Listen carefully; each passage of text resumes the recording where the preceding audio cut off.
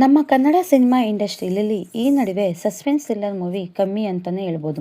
ಅದಕ್ಕೆ ಕಾರಣ cinema work ಆಗುತ್ತೋ ಇಲ್ವೋ, ಅದರಿಂದ ಪ್ರಾಫಿಟ್ ಇದೆಯೋ ಅಂತ ಡೌಟಲ್ಲಿ ಇದರೆಲ್ಲದರ ಮಧ್ಯೆ ರಿಲೀಸ್ ಆಗಿರುವಂತಹ ಮೂವಿನೇ ರಕ್ಕಸ ಪುರದೊಳು.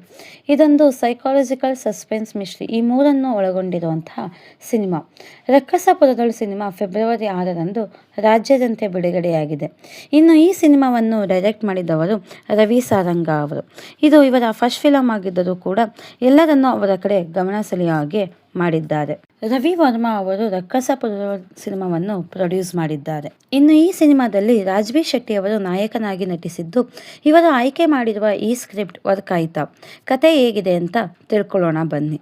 ಅದಕ್ಕಿಂತ ಮುಂಚೆ ಇನ್ನು ಯಾರೆಲ್ಲ ನಮ್ಮ ಚಾನಲ್ಗೆ ಸಬ್ಸ್ಕ್ರೈಬ್ ಆಗಿಲ್ಲ, ಗುರು ಸಿನಿಮಾ ಸಮಾಚಾರ ಚಾನಲ್ಗೆ ಸಬ್ಸ್ಕ್ರೈಬ್ ಆಗಿ, ಲೈಕ್ ಮಾಡಿ, ಕಮೆಂಟ್ ಮಾಡಿ ತಿಳಿಸಿ ಅಂತ ಹೇಳುತ್ತಾ, ರಾಜ್ಬಿ ಶೆಟ್ಟಿ ಅವರು ಇನ್ಸ್ಪೆಕ್ಟರ್ ಶಿವ ಪಾತ್ರವನ್ನು ವಹಿಸಿದ್ದು, ಈ ಇನ್ಸ್ಪೆಕ್ಟರ್ ಶಿವ ಇವನೊಬ್ಬ ಫುಲ್ ಟೈಮ್ ಪಿವೋಟ್ ಅಥವಾ ಕುಡುಕ ಅಂತಾನೆ ಹೇಳ್ಬೋದು.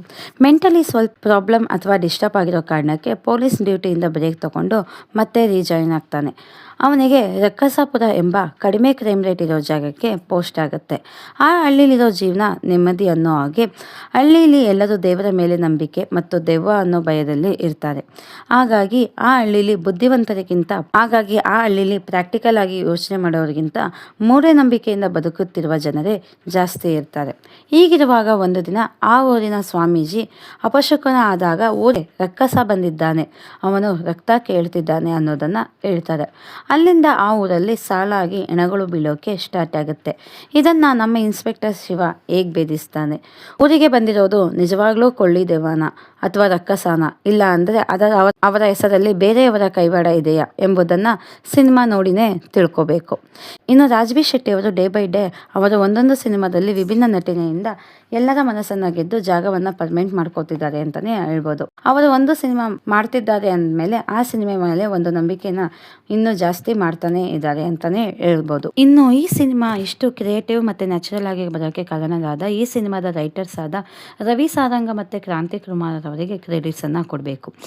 ಅವರು ಈ ಕಥೆಯನ್ನು ಎಳೆದಿರುವಂಥ ರೀತಿ ಮತ್ತು ಆ ಪಾತ್ರದ ಮ್ಯಾನರಿಸಮ್ ಎಲ್ಲವೂ ಡಿಫ್ರೆಂಟ್ ಆಗಿ ಮತ್ತು ಹೊಸದಾಗಿತ್ತು. ಈ ಸಿನಿಮಾದ ಸ್ಟ್ರೆಂತ್ ಅಂದರೆ ಈ ಸಿನಿಮಾದ ಕಥೆಯಲ್ಲಿರುವ ಡೈಲಾಗ್ಸ್ ನ್ಯಾಚುರಲ್ ಆಗಿ ಏನಾಗ್ತಿದೆ ಅದನ್ನೇ ತೋರಿಸ್ತಿದ್ದಾರೆ ಅಂತಲೇ ಹೇಳ್ಬೋದು. Rakkasa Puradolu cinema 2 hours 7 minutes cinema duration ಇದ್ದರೂ ಎಲ್ಲಿಯೂ ಬೇಜಾರಾಗದೆ ಸಸ್ಪೆನ್ಸಿಂದ ಥ್ರಿಲ್ಲರ್ ಆಗಿ ಮೂವಿ ಹೋಗ್ತಾ ಇತ್ತು. ಅದಕ್ಕೆ ಕಾರಣ ಮಧ್ಯದಲ್ಲಿ ಬರುವಂತಹ BGM.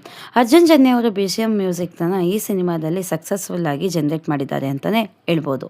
ಇನ್ನು ಈ ಸಿನಿಮಾ VFX ನ್ಯಾಚುರಲ್ ಆಗಿ ಮೂಡಿ ಬಂದಿದ್ದು ಸಿನಿಮಾ ಪ್ರಿಯರನ್ನು ಗಮನ ಸೆಳೆಯುವಂತೆ ಮಾಡಿದೆ ಮತ್ತು ಬೇರೆ ಭಾಷೆಯ ಸಿನಿಮಾವನ್ನು ಮೆಚ್ಚಿಕೊಳ್ಳುತ್ತಿದ್ದ ನಮ್ಮ ಕನ್ನಡ ಸಿನಿಮಾ ಪ್ರಿಯರನ್ನು ತನ್ನ ಕಡೆ ಸೆಳೆದುಕೊಂಡಿದೆ ಅಂತಲೇ ಹೇಳ್ಬೋದು. ಇನ್ನು ಟೋಟಲ್ ಆಗಿ ಹೇಳೋದಾದರೆ ರಕ್ಕಸ ಪುರದೊಳು ಸಿನಿಮಾ ಒಂದು ಸಸ್ಪೆನ್ಸ್ ಥ್ರಿಲ್ಲರ್ ಒಳಗೊಂಡಿರುವಂತಹ ಗುಡ್ ಮೂವಿ ಅಂತಲೇ ಹೇಳ್ಬೋದು. ಯಾರೆಲ್ಲ ಸಸ್ಪೆನ್ಸ್ ಥ್ರಿಲ್ಲರನ್ನು ತುಂಬ ಇಷ್ಟಪಡ್ತೀರಾ ಅವರೆಲ್ಲ ಹೋಗಿ ಮತ್ತು ಅವ್ರ ಜೊತೆ ಇರೋರು ಹೋಗಿ ಈ ಸಿನಿಮಾವನ್ನು ಥಿಯೇಟರ್ನಲ್ಲೇ ನೋಡಿ ಅಂತ ಹೇಳುತ್ತಾ ಇನ್ನು ಈ ಸಿನಿಮಾ ರಿವ್ಯೂವನ್ನು ಮುಗಿಸ್ತಿದ್ದೀನಿ. Thank you.